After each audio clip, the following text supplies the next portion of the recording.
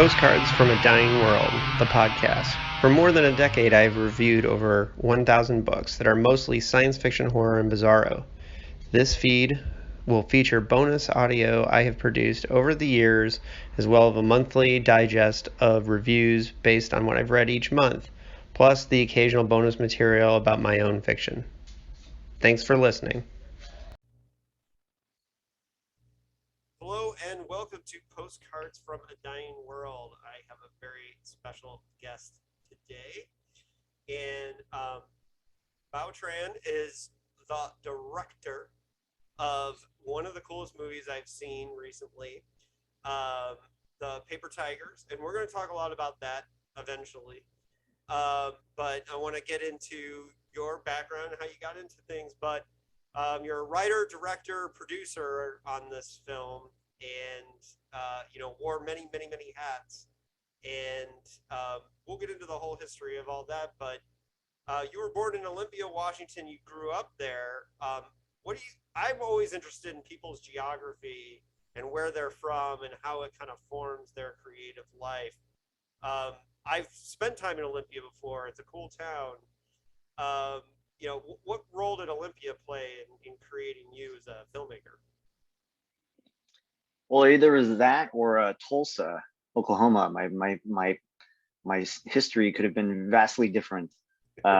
Basically, my uncle was there. So when my family came after the Vietnam War to find a place to settle, it was between two uncles, at different locations. So it was either Tulsa or Olympia. So I think I dodged a bullet. I don't know, I guess. Yeah. But so that was my family when they settled in Olympia, Washington. I was born there shortly thereafter, and I was the first of my generation and first of my family to be born in the United States. So that kind of like definitely informs kind of the I guess how I grew up, because it is a smaller town, but also quite a lot of Vietnamese immigrants. So there was a very close knit community. And actually, matter of fact, my producer Alan Duong also was born in Olympia and came from that area as well. So we didn't know each other when we were growing up. It was actually when we ended up moving to Seattle and making films and started crossing paths through that way. So again, it was just kind of a funny way that this small town, has seemed to kind of produce at least two of us to go on to some interesting thing. Well, there's a lot of creativity and artists and bands and things that came out of Olympia. And many of them are people who ended up moving to Seattle in that direction to further those things. But Olympia has a long tradition of Matt Groening, at Evergreen. It's the kind of the hippie art school college for sure. Yeah, that was definitely part of that history. Yeah, and did you have older siblings who were born in Vietnam? So I'm the youngest, and so I'm the first of my generation to be born here. Or really the only. Yeah. Well, and so I believe that would probably give you a specific perspective as being like the youngest too. And of course, your family is still probably very steeped in Vietnamese culture, having just come from there, right? There's definitely kind of a bicultural upbringing. We spoke Vietnamese and then English at school, so it's kind of similar. That we would have different foods. You have noodles and rice at home, but also hamburgers and pizza. So same goes for entertainment. We would watch Hong Kong movies and rent TVB series from the mom and pop Chinatown video stores and binge all these things before we knew what binging was. We'd watch all that stuff at home, but then go out and watch Spielberg and James Cameron in the movie theaters. That's interesting. Well, and being a longtime Kung Fu movie nerd, I had to follow the same path to find those movies a lot of times. And then, of course, I needed them subtitled. So sometimes I was pretty bummed when, that they didn't have this. And for me, and I've told this story before on the podcast, but I got into Kung Fu movies because we had a horror host in Indiana. I grew up in Indiana, Bloomington, Indiana, an hour south of Indianapolis, college town. And in Indianapolis, they had a horror host every Friday night that would do horror movies, and his name was Sammy Terry. And right after Sammy Terry, they had Black Belt Theater, and they would show Shaw Brothers movies. And, as an 80s kid, I loved when they had like ninja stuff, you know, because you grew up on ninja movies on HBO, right?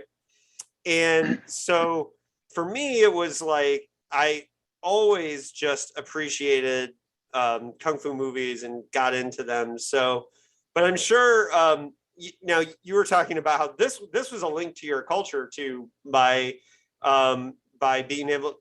You were watching some of these movies probably, and some of your friends probably were not, right? At school, and so it was probably a special thing for your family, right? To watch these movies together. Or am I Yeah, it reading was a weird. into it? No, I think that's definitely true. I think it was also a way to, for our families to get closer together and kind of like, I guess, get dispatches from the East, if you will, and just kind of get the latest in fashion and style and all those things. And, all that there were movie stars, being built in Asia that, again, like you were saying, nobody knows about here. I just remember having a school bus conversation, I was a kid and then, kids were debating who's the best, like Van Damme or Seagal or whatnot. And then I was like, Jackie Chan. And then like, nobody knew who that was. So I was just kind of like, well, you just had this thing that was kind of your own. And it's almost a funny thing, but you kind of hope that people can kind of start to recognize, what it is that we were doing. And, I think Right. as you can see, the influence is And incredible then now. Jackie Chan, of course, you know, became popular here, and then it was probably similar to like in punk rock when Nirvana hit it big, and suddenly the cool Mhm. kids, it was okay to have a mohawk all of a sudden after like Yeah. years of us getting bullied and beat up for being different. And Yeah. I'm sure that when Jackie Chan and Jet Li and all that kind of happened here, it was kind of a similar thing of you guys. I'm sure some of your friends were like, "Hey, Bao got us into this stuff a long time ago, right?" Yeah, certainly. Yeah, Yeah, that or just even like comic books. I mean, now geekdom is kind of a badge of honor now, but to be a comic book nerd or a comic book geek, at that time, you were welcoming punches to the face or something like that. So it's like, all those it's an interesting thing how like eventually, I think all good things eventually find their way. Maybe there's a loyal first followers or beta testers, or early adopters. But eventually, if it's really something good, I think it's meant to be shared with the world. well, and a lot of the questions that I'm asking about your childhood, part of it is that I do this with everybody, but also it's so much a part of the Paper Tigers is there's a feeling of nostalgia for childhood, and I'm guessing that some of that is autobiographical in the sense of because one of the cool things about the movie is these are Asian American characters who don't fit some of America's silly stereotypes of immigrants, and they're really nuanced characters, but they feel drawn from your experience from your childhood. At least it seems to me. Yeah, I mean, yeah, certainly. I mean, the whole biography of doing martial arts as a young person, or also through the 80s and 90s, the kind of the beginning scenes you have through the VHS aesthetic is definitely something that I grew up that's how I learned making movies, actually, just grabbing the family camcorder and making movies. Big inspiration was Robert Rodriguez at that time, Rebel Without a Crew, but also just breakdancing videos and skateboard videos and all these battles that you'd watch. It's the same kind of aesthetic and same type of, that was like our YouTube. Before YouTube came on the scene, we were trading videotapes and trading this and that, b-boy battle and so on. So you just had this underground culture element. Certainly that's a huge element, but also kind of like how kind of like growing old and growing away from it, as with the story as these three guys who have to avenge their master, but now they're out of shape and they're they have family, they have jobs, they have wives, they have like all these other obligations. So it's also exploring kind of taking off that rose-colored glasses about childhood, but also just like whether those things are still important for you now. now, and I'm interested in your influences as a filmmaker. Um, and you mentioned that you had kind of these two separate worlds that you were living in as a film fan, and I think to a degree, like all of us who are in America trying, chasing down kung fu movies, as I did too. You had your favorites of that genre, and you had your favorites of kind of the more mainstream cinema. So from both, what were some of the huge big influences in your childhood and today in both like kind of mainstream Hollywood genre and some of the Asian films that were some of your favorites? Growing up, it was definitely Bruce Lee as a icon and as a kind of a hero, and as a just kind of a character that, you know, that was just this idol. But it wasn't until watching Jackie Chan that I want to actually make movies and actually figure out what does that actually take, you know, the whole mechanics, because there was like a musicality and kind of a rhythm to what Jackie Chan does, but also kind of a relatableness and affability that, you know, is kind of an everyman, where Bruce Lee is kind of this Greek god or Chinese god, but you know, Right. Jackie Chan, yeah, you know, you're every man. So I thought that was really accessible, and I started going down that rabbit hole. And Jackie Chan's influences were, he'd say, were Charlie Chaplin and Gene Kelly and Buster Keaton and Fred Astaire. And then you kind of go down that rabbit hole of silent movies and musicals, and just really appreciating movies as a whole. So those are kind of like all the things in visual storytelling, and you know, I appreciate, like I said, James Cameron, and then Steven Spielberg and Hitchcock, and all those great filmmakers as well. But for me personally, I had the influence as a mentor is Corey Yuen, who was a Mhm. giant in Hong Kong cinema. As Jackie Chan's one of Jackie Chan's cohorts and contemporaries. He directed a lot of Jet Li films and directed The Transporter. But he kind of instilled a lot of his ideas about story and character, and kind of motivated action storytelling. So that was like, you know, what I started really appreciating more as well. And again, that kind of goes back to James Cameron, who just kind of like is the king of that, just really understanding, you know, the kind of cross section of characters and action, and it's not just like action just for spectacle. So Mhm. yeah, I just really appreciate that type of work, and I think now I really enjoy Edgar Wright. You know, Edgar Mhm. Wright's Shaun of the Dead was kind of like what we kind of wanted to do with the Paper Tigers. We were like, hey, you know, we were pitching it as, you know, we want to do what for Kung Fu movies, what Shaun of the Dead did for zombie movies. And by that I mean it's just like something really fresh, but also very loving. Something that wasn't like a deconstruction, but something that was also very new as well. And I think that was, you know, the power of that film was just so appealing, obviously as well. So yeah, Mhm. there's a lot of influences that, you know, you can go up and down the list. Billy Wilder, you know, huge screenwriting, directing influence. Brad Bird, again, a fantastic action filmmaker, great storyteller, and so on. So Yeah, no, I can. Well, now I see the Edgar Wright thing that you mentioned it. I kind of feel silly for not having caught very thematic kind of influence, and I think it was a smart move too that you guys didn't go overboard with, um, or didn't do like um, mentioning the actual movies, like and kind of doing that thing, because then I think that has been done, right? And I think you can feel all the kung fu movies you guys watched without them being mentioned.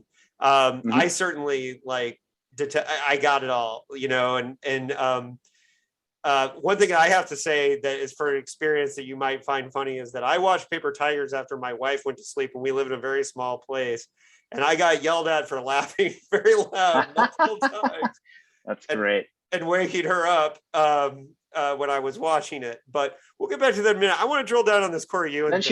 she has to watch it and see what all the fuss is about. Then she has Yeah, that to. I told her that because she doesn't generally like kung fu movies or action movies, but I told Yep. her like you might like this one because it's funny and you like funny movies, so you know.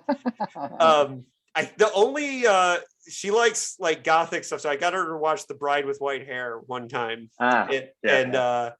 and Chinese Ghost Story. I was able to trick her into those, but let's drill down on this Corey Yuen thing. I'm interested in this relationship because I am a huge fan of his work, obviously, and I think it's really cool that you got um, a relationship with him because one of the things that's underrated about Corey Yuen specifically as a filmmaker is, and if you look at even some of the Hollywood stuff that he did fight coordination for, whether it's Kiss of the Dragon or you know some of the stuff he did with Jet Li, The Transporter, is that he ties story so well to the individual action scenes that he's doing and making sure that it advances the narrative. It's always been something that was a strength of his, and I think that comes from that coming from that that same Peking opera tradition as Jackie Chan. And also, I must point out, he acted in one of my all-time favorite movies, Eastern Condors, alongside all those grades. So he had a front row seat to see how a lot of these masters did their work before he even started his own career as a director. So how did you meet Corey, and like what was the story with that? Yeah, I mean, he's family's here in Seattle, and you call No Retreat, No Surrender. So he had a lot of Seattle ties.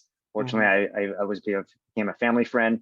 And yeah, and he just kind of took me under his wing as far as like this stupid, snot-nosed teenager with his backyard home videos. But he would sit and give me tips and tricks and pointers and all these things. So basically, like you say, front row seat to the master. At that time, he was starting to transition or make his move to the States. I think that time was like 96, 97. So Lethal Weapon 4 was kind of like when Jet Li brought his team over. And so he was spending a little bit more time. So fortunately, I was kind of like being able to kind of see also that type of transition from kind of this old school Hong Kong filmmaking, but him also like starting to adjust to American filmmaking, which is kind of a big culture shock as well. So it's interesting kind of watch all those changes kind of happen in real time. But again, like you say, story was like king. Like his biggest mantra was like, you can't have good action without a good story. And so everything when we rarely even talk about action design. It was more about like what's the motivation, what's happening with the story and the characters, and that's how you start to design the action. You can sit here and come up with a cool fight scene and cool moves and all those things, but if it doesn't ground itself or get informed by what's going on with the characters in the scene, then you might as well. It's just a little more interchangeable, right? So you want something that's a little more weaved into the story that makes sense. So that stuff always kind of like was really indelible and just kind of made its mark, because I kind of think if I just kind of went down my own path of just like coming up with cool fight scenes and doing all these things, I don't think it would have been as anchored in any way. So his influence is just huge in that sense. And what's funny is I had in my notes to ask you if No Retreat, No Surrender had a role in you meeting Corey Yuen because of the Seattle connection. No, that just happened as happenstance. Yeah, I did not, but I'm certainly aware of. Everyone knows No Retreat, No Surrender. So, yeah. Yeah, it's one of the great, ridiculous kung fu movies of all time.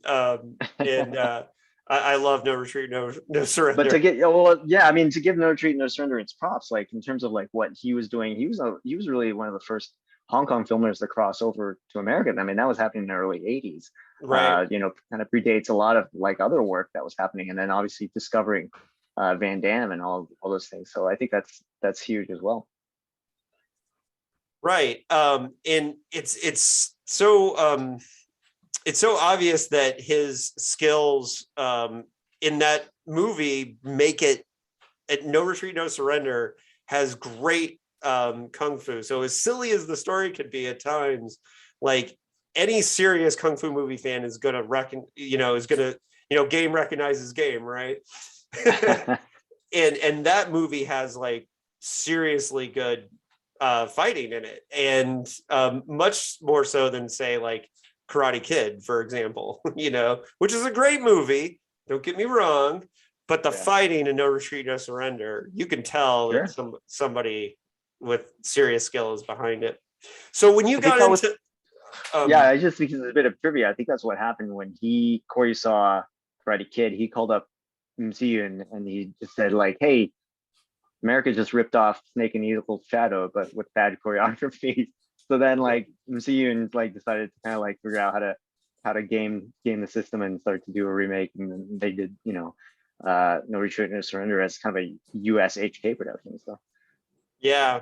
So that's really, that movie, I knew that it had a role that was in my notes, but and it makes sense. The bigger one for me was Fong Se-hyuk, because I think at that time like that was like the top of the food chain for me. I mean, even just before meeting him, I was a huge fan of that film.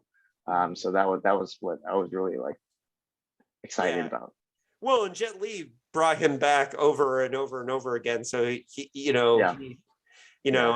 I'm a huge Jet fan. I think he's underrated as an actor, as well as anybody who's seen what was a movie with where he had the autistic son. I can't. Oh yeah, I'm it forgetting was like that. East Ocean Yeah, something. yeah.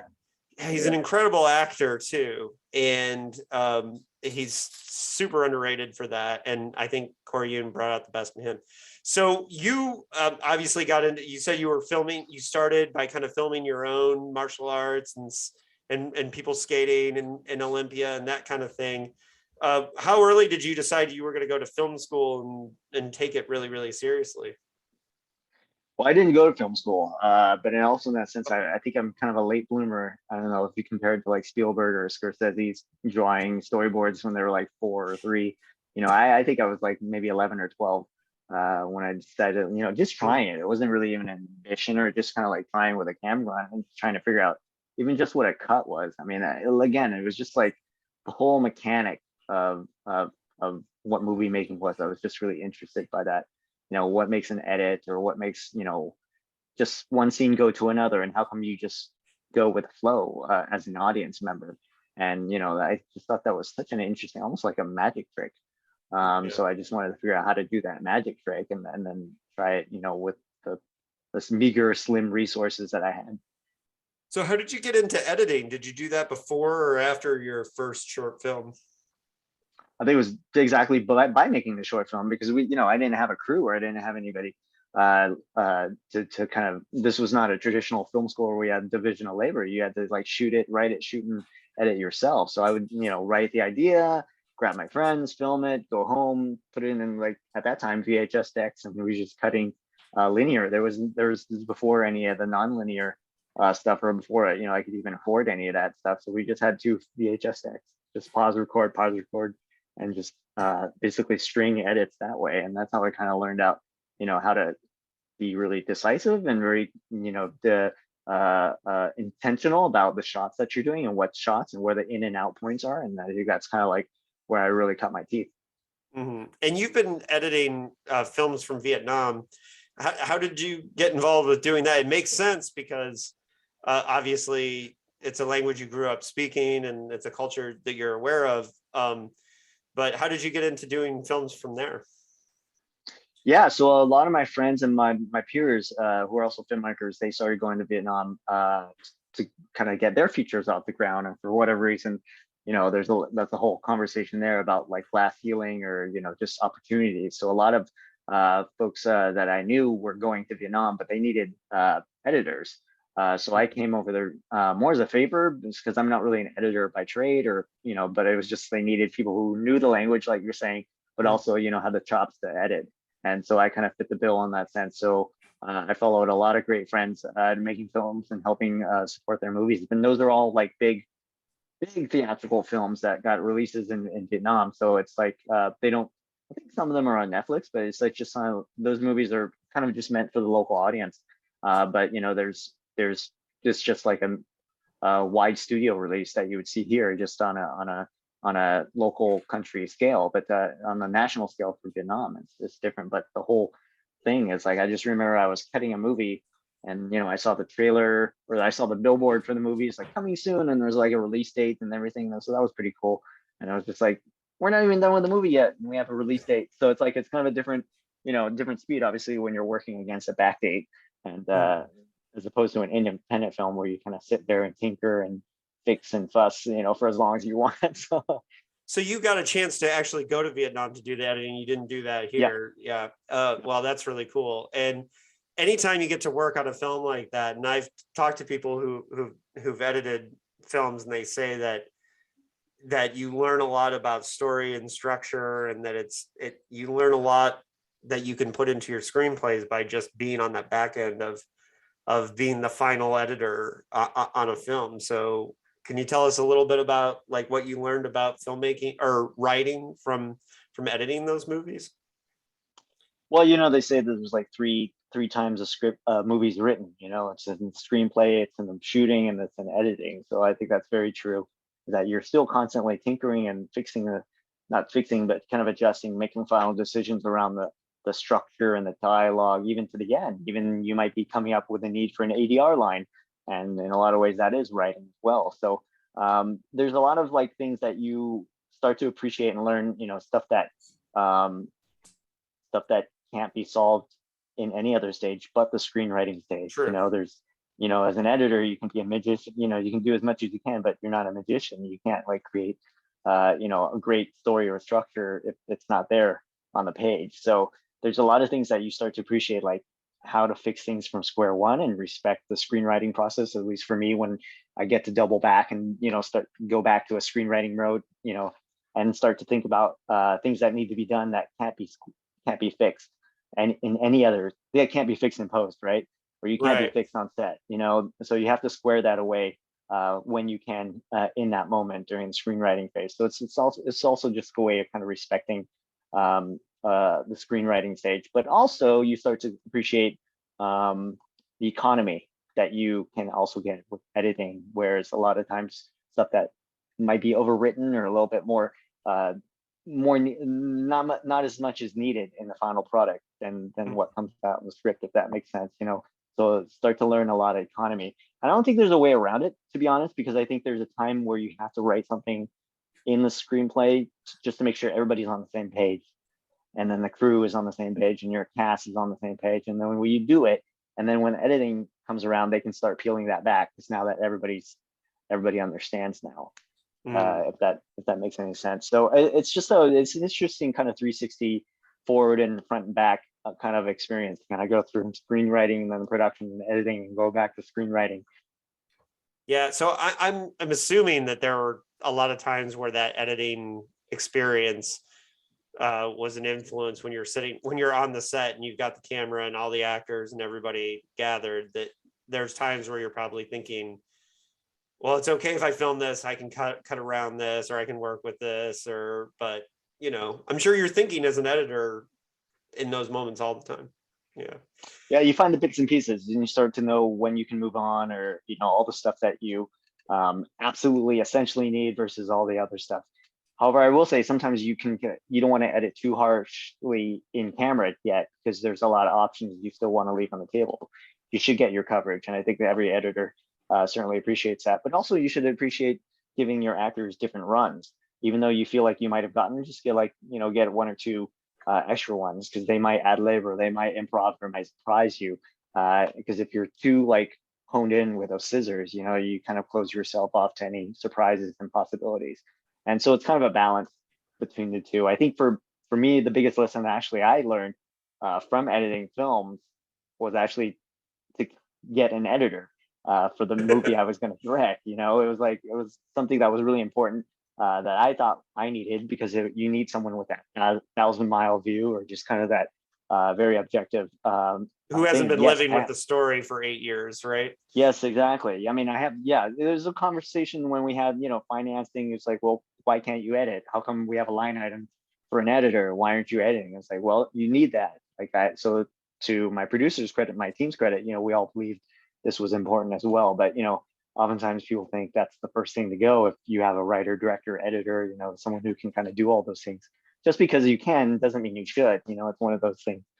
Yeah, totally. So your short film, Bookie, how did that impact? And then we finally get to talk about Paper Tigers. I know I've been drilling down a lot, Hey, all but good. but Bookie, what role did this play in?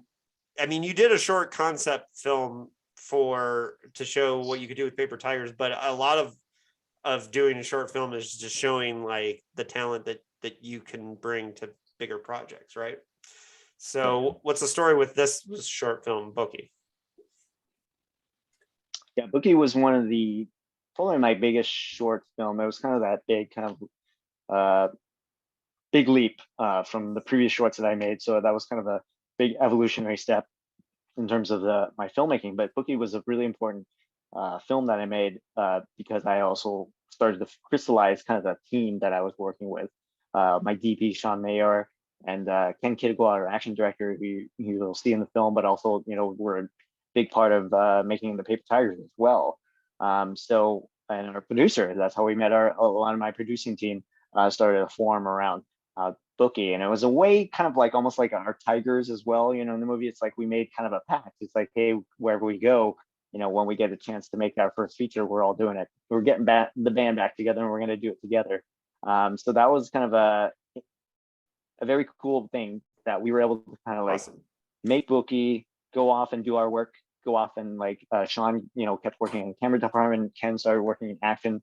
I started, writing, directing a little bit more. And so we all got like honed our skills. No one sat around, and everyone just kind of like kept working until the opportunity came for us to come back together to make the movie, and it happened. So that was kind of like a nice kind of bookend to be able to start, doing a short film together and then suddenly a feature film together. Who would have thunk? Right. And the movie has a community feeling to it. It really does. Like I think you can get that sense of it from watching it. I don't know how else to explain it other than it feels like a movie that was very passionate for everyone that was involved in making it. It looked like you guys were having a good time making it. So Definitely a lot of great memories, a lot of challenges, obviously. But I think, at that time, I think everybody was really into, I think it's a common thing to call it a calling card short. It became that for me, but it wasn't like when we set out to make it, it was like, we just want to tell a story. Let's just find the story that we really love and are passionate about, and figure out a way to make it happen. So the same way with Paper Tigers, it's kind of like that, it wasn't, too much of a career, I guess, how would you say, a calculated kind of career move that now you make a short that's really polished, and now and then you shop it around. It's like we just wanted to, it was black and white because we thought it was a very specific aesthetic to the story that we wanted to make. But if and common film festival wisdom is like, don't do black and white, all those things. So it's like we just kind of like decided to kind of do our own thing at that point. So now Paper Tigers is a project that you originally conceived of as far back as 2011, according to my research. That it's so it should be noted that it predates Cobra Kai, and although I'm sure that didn't hurt your process, I'm sure you guys appreciated the success of Cobra Kai, and but here's the thing, like you worked on this for so long. What was the original inspiration for it, and how much do you feel like the original that you've come close to the original idea, or how far away from it are you? Because it seems like such it seems like a passion project, just oozing with it in all the right ways. Definitely. Yeah, thank you. It came from, again, it came from a feeling, just a mood that I was having of falling short and falling away. Kind of those two kind of like feelings, specifically about film and martial arts. Those are kind of my two young passions that I started when I was really young. But more specifically about film, I started out really young. Like I said, I worked with a crew that we always wanted to get back together and just kind of really, had faith in each other, hope we could do. But things happen, and then film is a business, and there's all kind of like this seedier side and unseemly part of it, and just kind of not the cool stuff that I signed up for. And so I was just kind of want to lock into that feeling of kind of fading away from something that you were very passionate about, or feeling, or either because your own views are different, or because the whole kind of system kind of beat you out of it. So I just wanted to kind of like drill on that, and then like put that in kind of a martial arts theme and see what that would look like. And that's how I kind of came up with these characters about these guys who are falling away from, something they were once very passionate about, and what that all is. And that's a kind of a common, human emotion enough that, people can relate to, but we just want to kind of like explore that in this martial arts world. Right. How many final draft files do you think you have on your computer of this script? How many would you guess? Hard to say. Yeah, I mean, I'm a Control S fiend, so who's to say what is a version of a file? Because if I'm saving, literally like every time I read a sentence, I'm just afraid of anything crashing or anything like that. And I'll go back, and then you have these tweaks and all these things. In terms of like major passes, I think I would say maybe five or six major passes on it. It was also the thing that I was working in editing at the same time when I was still going through writing, so it was almost like you sit, you write it, you shelve it, you come back to it. So there's always kind of like, it's not a very linear process, and I wouldn't Mhm. recommend it to anyone. So, but it was just kind of a weird way. But at the end of the process, it ended up being locked. And when we started looking for financing, not much changed really by the time we got to production. Yes, the actors came in and improv and came up with some great stuff, and then editing, we made some changes and cut some scenes. But in terms of like the essence, like we never really took like development notes at all. It was pretty well formed by the time that I finished writing the script to the point where we went to camera. That's awesome. Did you, I mean, what's your process? Do you outline heavily? Do you do note cards before you start writing, or do you just jump in, seat of the pants? I'm a slow writer, admittedly. I like to just there is a bit of a research phase, and research meaning like, well, because I kind of know martial arts as a world, but it's also I wanted to kind of explore people's feelings. So I actually spent a lot of time talking to my martial arts classmates and my all my old kung fu buddies, and just kind of checking in where they were in life. It was a nice way to kind of catch up with old friends, but also kind of checking in with them and see, hey, if our master died, like what would you do? Like, and start to kind of Right. explore all those things. And that was several months before I even put pen to paper at all. It was just kind of sitting here and shooting the breeze with each other, and just kind of like, and I was just like, would you get my back if I had to go fight? And he goes, I got your back. It was like, okay, but what if I had to? I know you have a wife and you have a new kid, but are you gonna come train me like every day? It's like, I don't know about every day, but so it's like, and you start kind of like, it's funny where you had, all my different buddies had different kind of reactions and commitments and ideas, and they were all valid. And so it was also kind of a way to kind of like sift through all those kind of relationships that we have into the film. Right.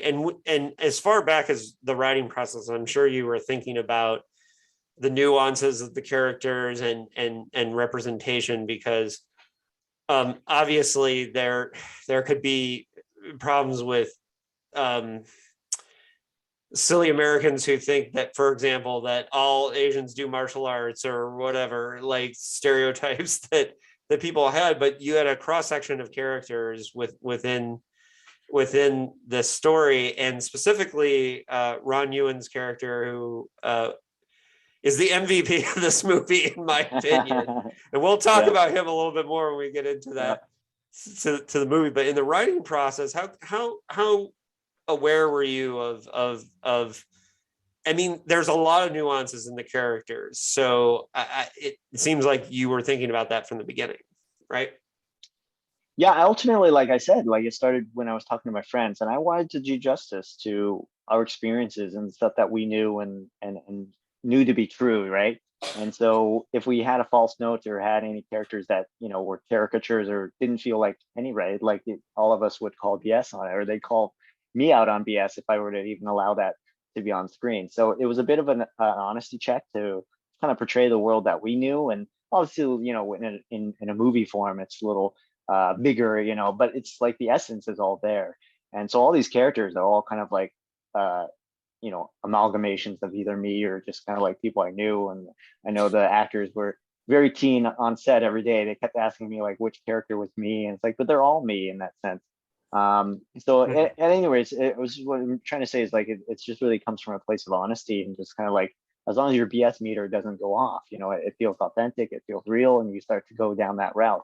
And I think that's the same reason why we were, um, I guess, able to kind of like balance, the comedy and the drama, because it's really in the moments. If the moment felt funny, sometimes it is funny with your buddies, and sometimes it's sad and tragic with your buddies, and you have to, hug and hold hands. So it's like all those things that, and we wanted to kind of capture all that experience. Yeah, and Danny's relationship with his son is like a really crucial and important part of the story. And one of the things that's hard is because you were playing with a movie cliche. However, what's important about it in this sense is putting it into a kung fu movie. It is something we haven't seen before, even though it's a complete movie cliche to have the dad who wants to go to the office and do all that thing in the context of the kung fu movie. It was, it was refreshing to see like his character, you know it's funny because it's like, when was the last Kung Fu movie where you saw where the guy like really wanted to get to the office to make sure he got his work done? Right? Yeah, I'd never exactly. seen that before in a Kung Fu movie, Yeah. right? And it gave Danny Eight Hands, yeah, which was a great nickname, by the way. And Danny was a really great character. And him talking to his son about being bullied and all that, you had really fine lines you had to dance in the film. Can you talk about on the page writing Danny and the difference between on the page and what we saw in the final film, maybe?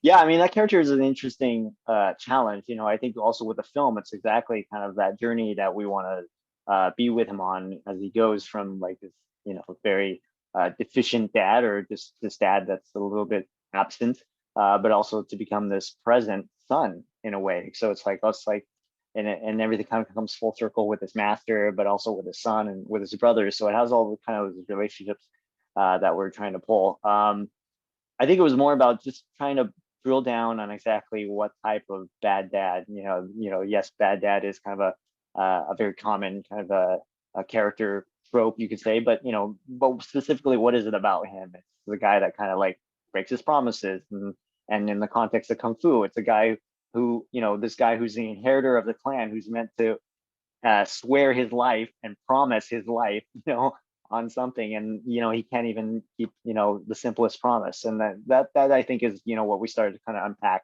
and then follow through with the story.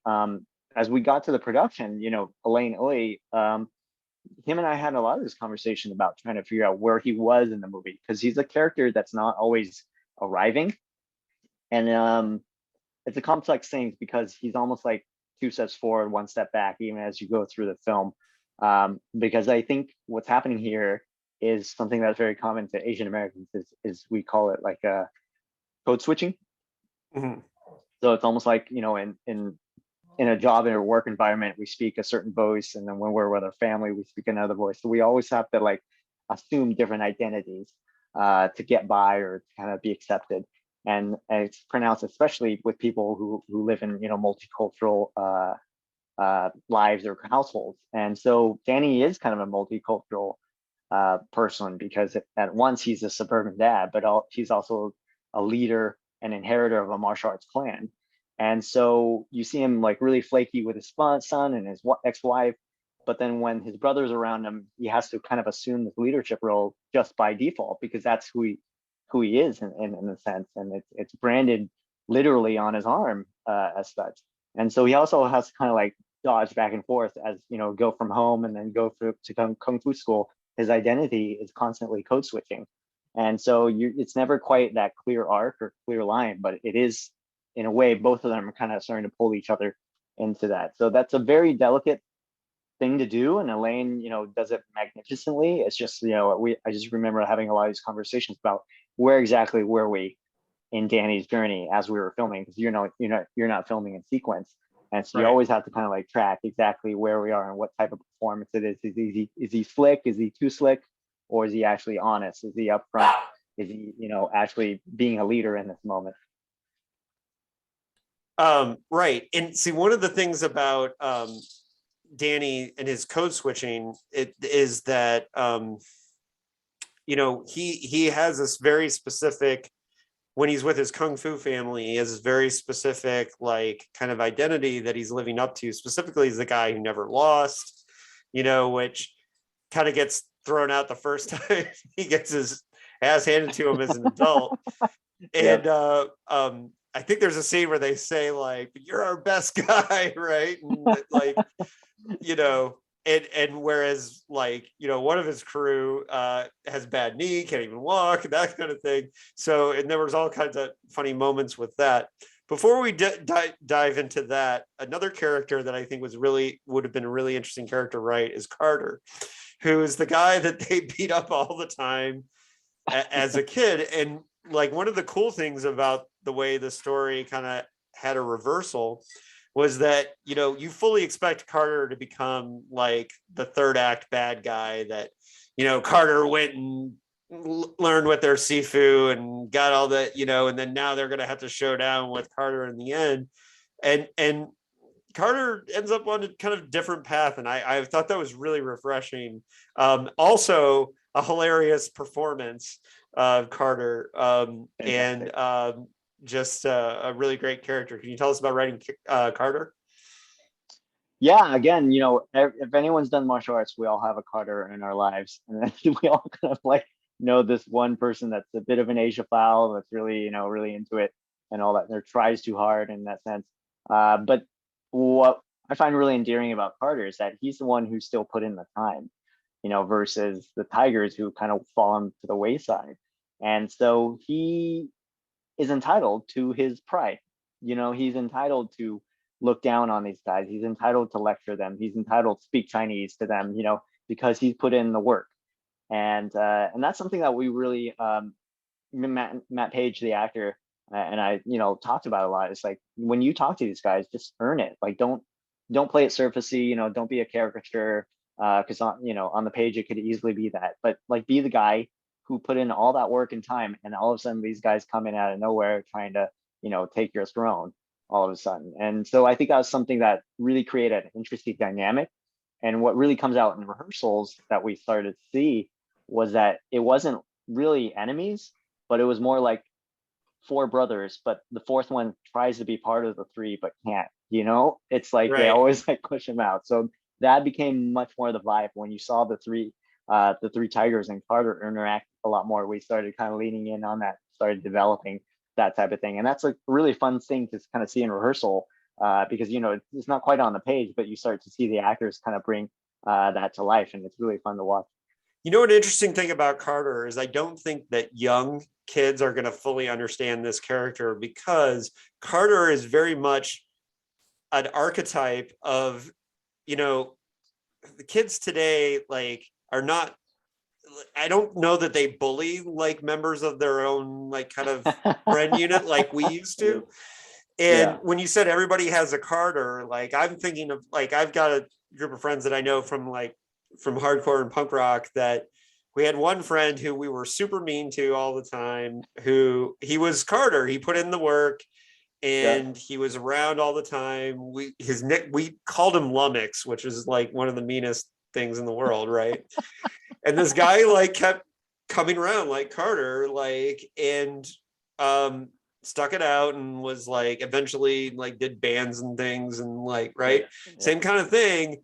But I think some of these guys like Carter are people who, like, they got bullied, but they didn't, it made them harder, and it made them like more serious. And so I definitely related to Carter as a character, but he's somebody that I don't know that millennial kids who don't have that dynamic of the one kid that got picked on who became hard because of it, Yeah. Who knows? We'll have to take a survey. But I do know, like, I think a lot of them pick up on the fact, that he's this guy who appropriates and kind of like comes in and assumes all this culture. And there is a general cringe, as the kids say. There's always this cringe factor to Carter as well, for sure.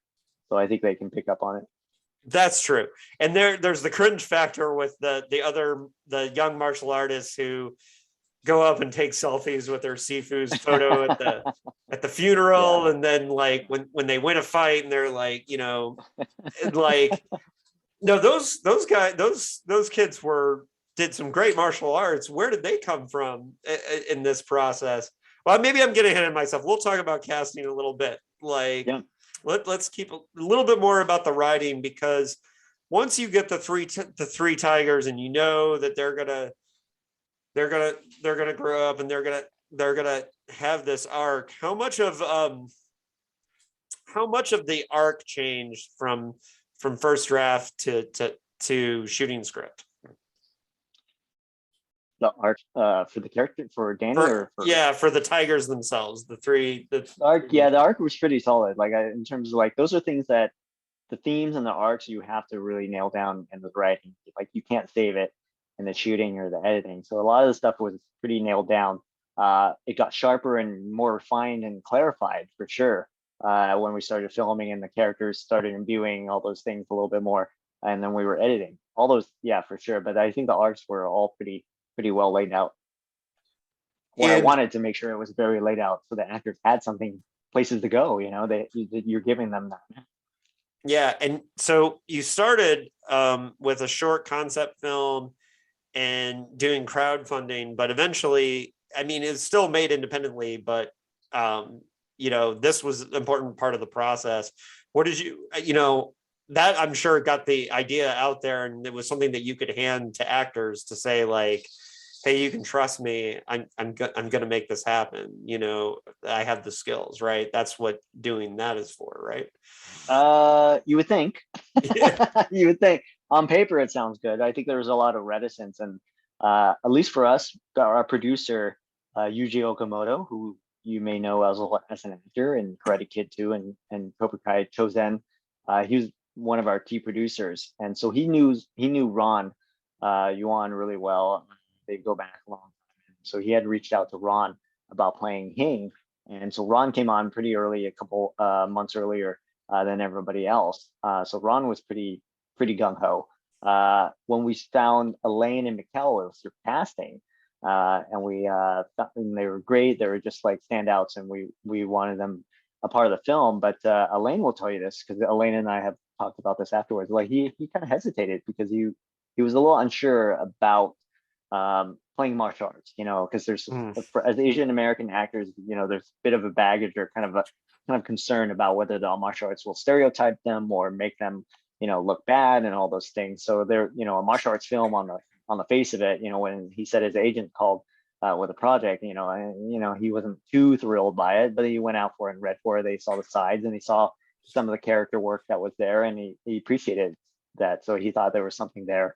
And it wasn't until meeting me and then, meeting the team that he started feeling a little more comfortable about making it. So that's kind of like the things. Yeah, of course we can set the table and try to make sure the package is as enticing as possible. And you can't lose with this team. But at the end of the day, Yeah. it's still sometimes it's a leap of faith because you never know, it goes either way. And all that being said, it's a miracle that a movie can get made.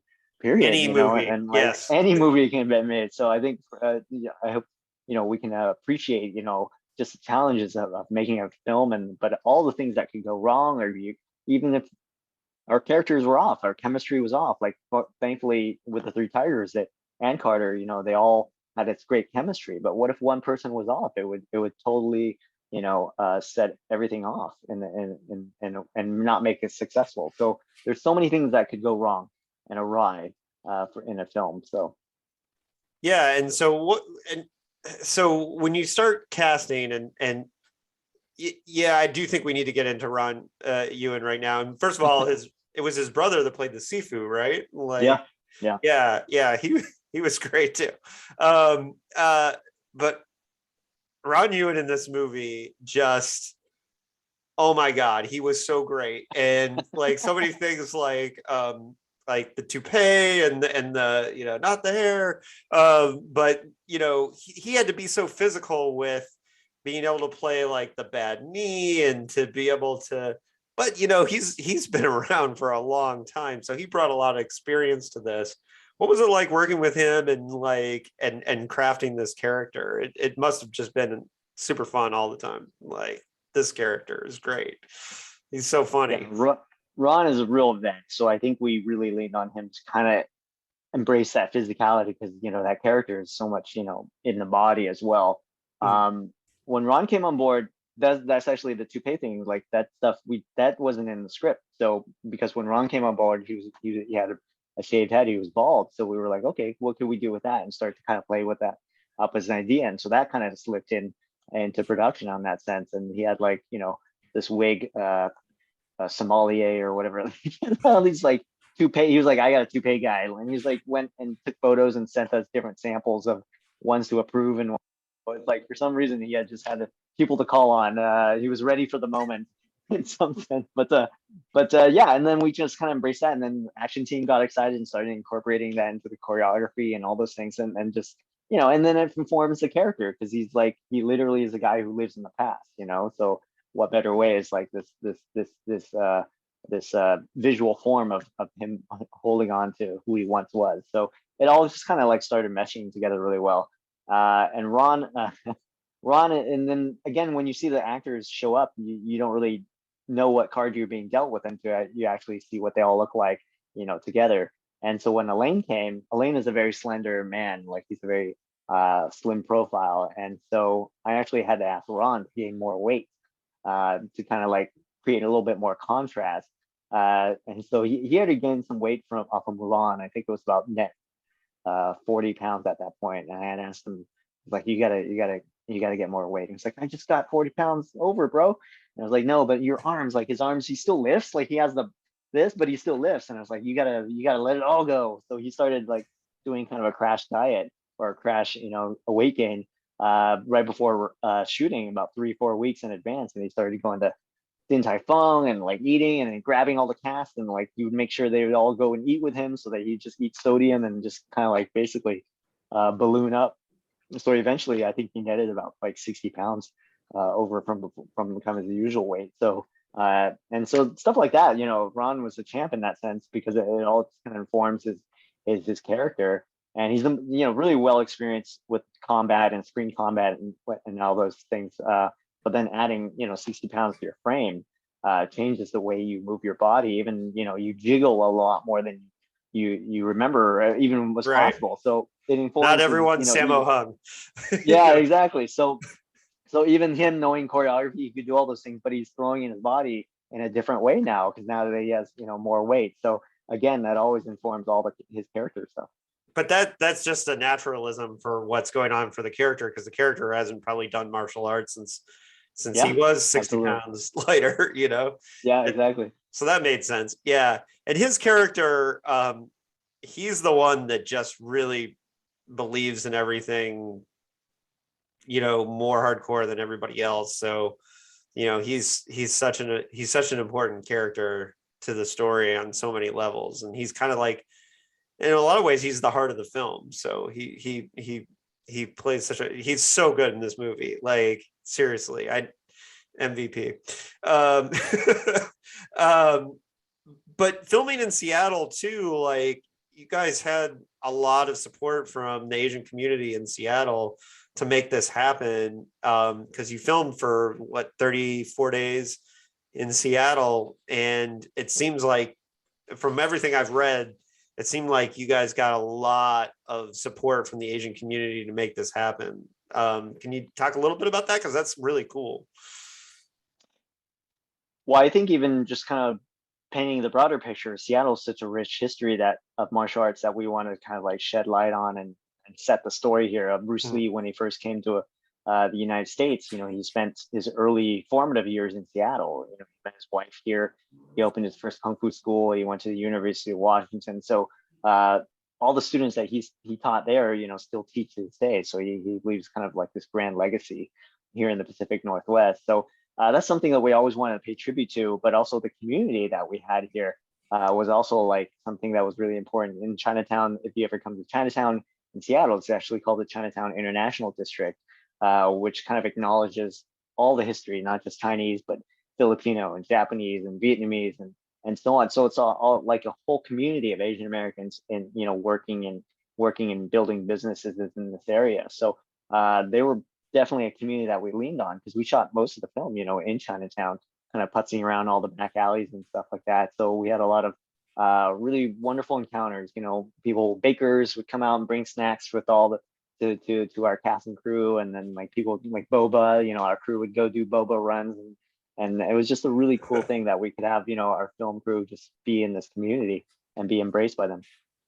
Yeah, and I know I recently, when I posted about this movie, a friend from Seattle was just very proud of the fact that the movie was actually shot in Seattle and not Toronto for Seattle. Oh yeah, or Vancouver, right? So yeah. Like the city gets doubled in Vancouver.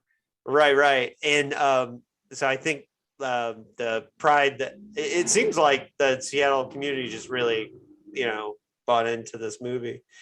And I'm sure at some point, some ridiculous studio or financer or backer at some point tried to get you to I don't know, cast Clint Eastwood or whatever, some like some I wish we could get Clint Eastwood. Yeah, yeah. deal done. Let's do it.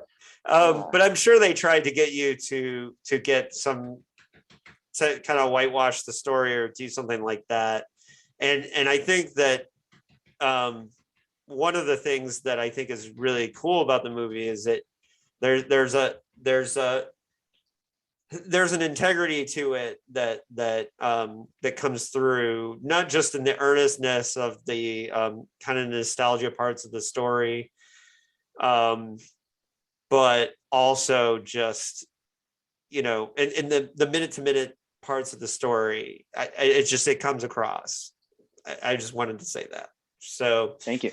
Yeah. And so let's talk about like on the filming process. What are some of the most exciting surprises that kind of came out of like of making, this is your first series? Yeah, I've a lifetime of watching kung fu movies. This is the first time you made one, right? From beginning to end, like a full length kung fu movie. Like, what did you learn about the process? Was there anything you went back to Corey Yuen and said like, "Whoa, I wish I had known this," or "I learned this," right?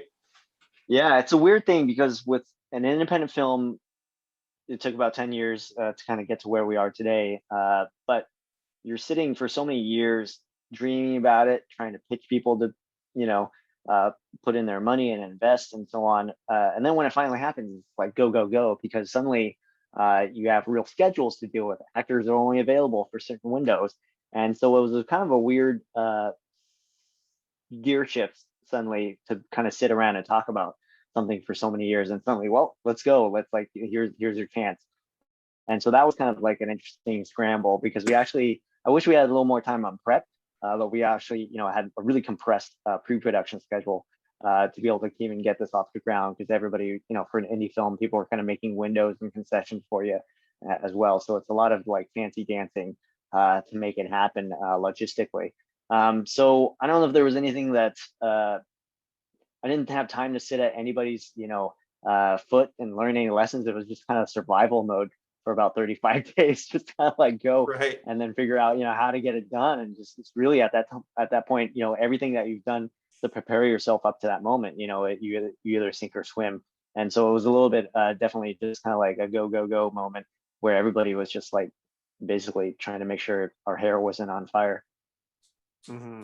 Yeah. And Elaine, like being like first on the call sheet, had a lot of responsibilities. And you said that you had this conversation with him. Like, did you ever get a chance to reflect at the end of like, about what this meant for the lead actor, like to play this character at the end? Because he really did an amazing job of giving Danny nuance. I thought he was great too. Yeah. Yeah, I don't know if we were all very pleased with what he did, and we've always kind of like did our high fives and pat on the back. But being during COVID, like we just never really had an opportunity to really have like a real like premiere and then kick back and like celebrate our successes. We had a couple cast and crew screenings and stuff like that, but we never had like a proper kind of get together.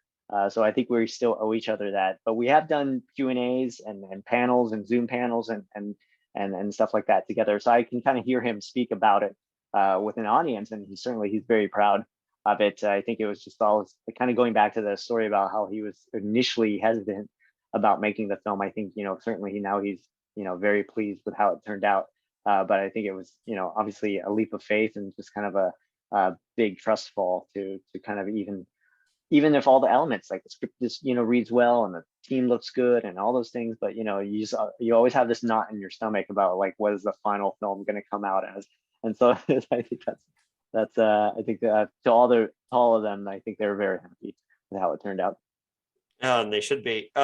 Now, what was the feeling like sitting down and watching it on the big screen for the first time? Or I mean, you were involved in the process of I'm sure you were overseeing your editor and all that. And Mhm. so you probably watched it a bazillion times, but you got a chance to watch it with an audience, right? So I know these times it's weird, for that, but Eventually we did. It wasn't even after we did a virtual film festival run. So it wasn't until I think maybe we got it in kind of fits and starts. So we had one where we had a drive-in screening here in Seattle at the Seattle Asian American Film Festival.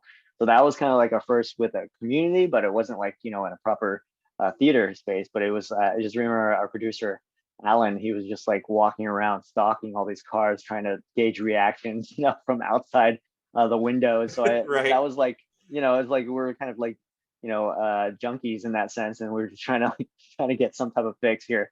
But then it wasn't until like we had a theatrical release in May that we started finally being able to sit in a theater with an audience, and it's interesting because everyone had masks at that time too, so even the humor or the laughter was a little muted, but you could kind of get the sense of where it is. So we're still kind of like coming out of the woods and still enjoying and watching the movie with the audience, but we're trying to enjoy every moment that we can in any way that we can. Yeah, and and I already talked about how I watched the movie really late. There was for me, excuse me, when I turned it on as a late night movie, I thought, maybe I'll fall asleep, whatever, and I'll finish it later. But man, I was laughing the whole time, cracking up, and it didn't lose me at all, even though it was super late when I turned it on. And that's a sign. Which, first of all, by the way, I have a history of watching late night kung fu movies because of where I grew up in Indiana with black belt theaters. Yeah. So. Yeah. But yeah, it's a great. It's a really a great film. Now, working with those young actors who played the kids that they fight, who did the selfies with the you must have felt like a kinship to these kids that are kind of the next generation that are doing this, right? Like that was really kind of a neat and fun part of the story. They were awesome, by the way. Yeah. Like that pool fight is great. And I love how they don't realize they have to get down to the pool first. Yeah, that was great. But yeah, so with Paper Tigers, like now that it's done, now that it's a thing, where are you going next? Now that you've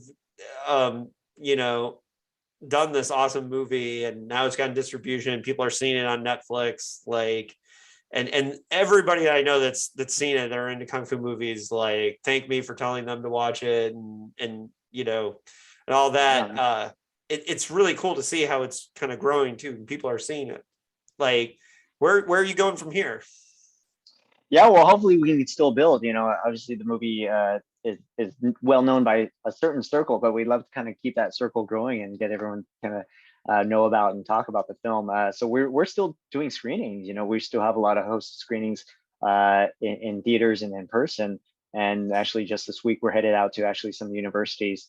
So we're kind of doing the academic circuit as well. Screening the film and discussing about the film as well. So folks can basically go to our website at papertigersmovie.com and find all the screening info, and then hopefully you can see us in person or just kind of follow and get the hard copy of Blu-ray and all that stuff.